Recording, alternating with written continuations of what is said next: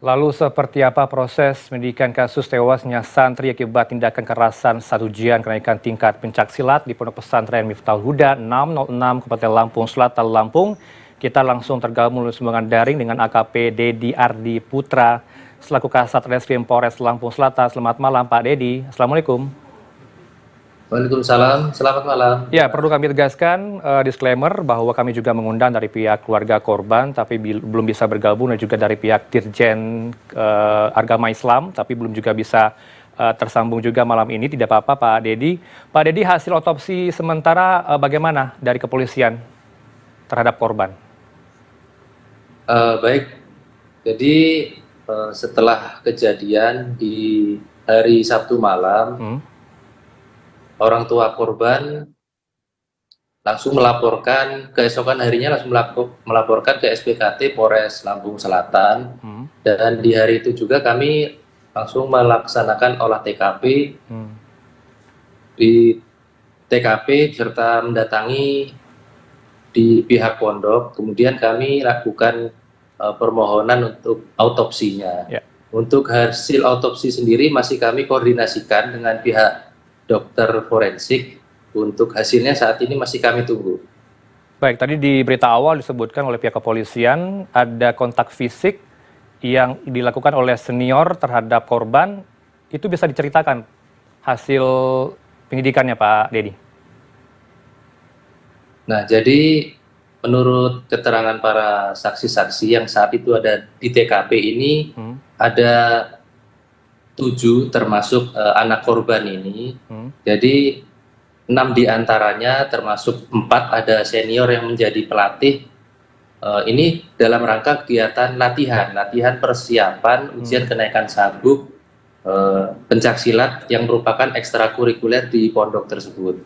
Nah, jadi di TKP tersebut korban ini yang sebelumnya menurut keterangan para saksi-saksi melanggar ketentuan ataupun di ketentuan yang diaplikasikan di pondok tersebut. Jadi menurut saksi korban ini keluar pondok tanpa izin. Jadi dikemas di kegiatan latihan tersebut, korban ini diberikan mahar ataupun penghukuman oleh seniornya tersebut melalui tindakan fisik. Demikian. Artinya senior tersebut sudah diproses lebih lanjut, diperiksa. Pak Dedi, statusnya apa hingga kini? Masih saksi atau terduga pelaku? Betul, saat ini masih statusnya sebagai saksi. Alasan kepolisian masih mempertimbangkan status saksi, belum naik ke tersangka, bagaimana Pak? Nah, kami di proses penyidikan ini sudah merencanakan langkah-langkah upaya penyidikan.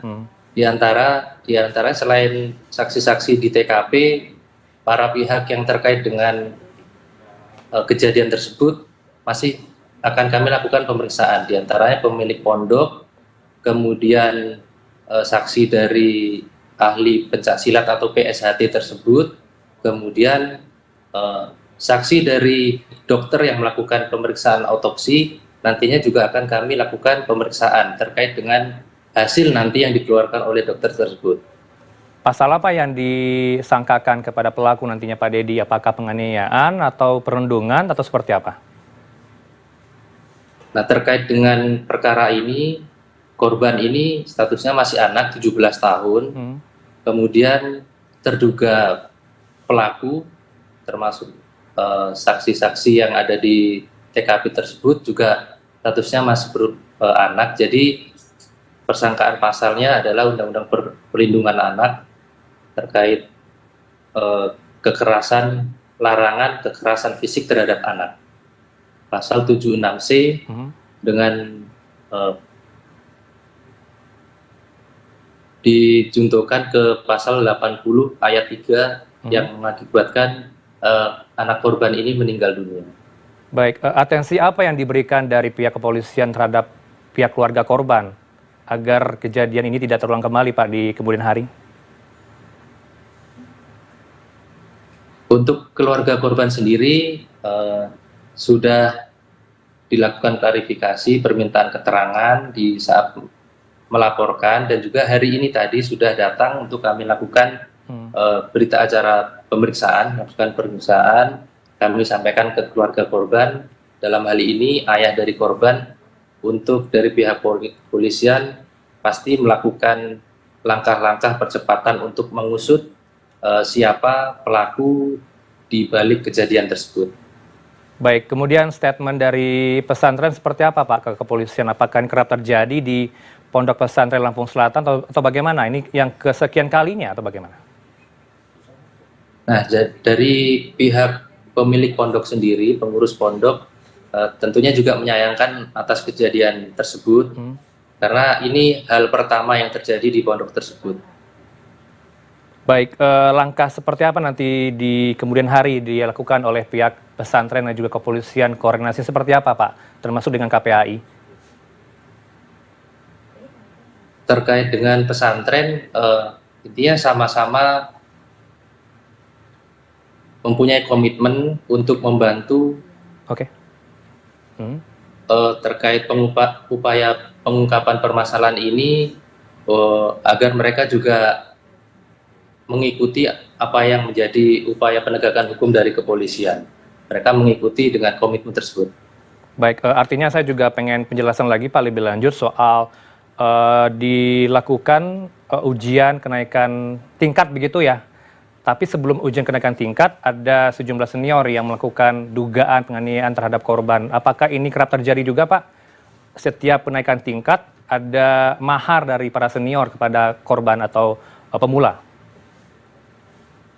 Nah, dari kemarin dari keterangan waktu kami melakukan penyelidikan di tahap penyelidikan, keterangan dari sejumlah saksi termasuk para pelatih yang diduga melakukan tindakan kekerasan terhadap anak korban ini menyampaikan bahwa tindakan adanya mahar ini karena anak korban melakukan pelanggaran di lingkungan pondok.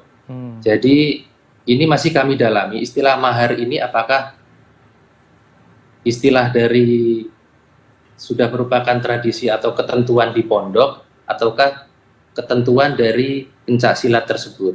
Itu masih kami dalami terkait dengan motif, terkait dengan adanya mahar sehingga senior tersebut melakukan kekerasan fisik terhadap anak korban. Informasinya korban menolak untuk hadir begitu ya Pak di ujian tingkat gitu. Apakah benar seperti itu Pak? Ada penolakan dari korban? Bukan seperti itu, jadi ini memang sudah direncanakan terkait dengan ini kegiatan latihan dalam rangka persiapan kenaikan ujian naik sabuk. Untuk kegiatannya sendiri sudah kami konfirmasi, untuk kenaikan sabuk ini diadakan terpusat di cabang, di kabupaten. Ini dalam rangka persiapan untuk dalam rangka latihan persiapannya. Baik, terima kasih. Untuk korban sendiri, ya untuk korban sendiri bukan menolak, namun ini karena sudah terjadwal untuk latihan secara rutin setiap minggunya. Baik. Korban, teman-teman korban sendiri, anak korban sendiri sudah terjadwal untuk mengikutinya.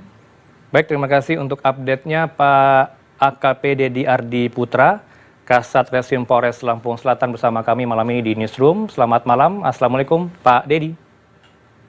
Baik, waalaikumsalam warahmatullahi wabarakatuh.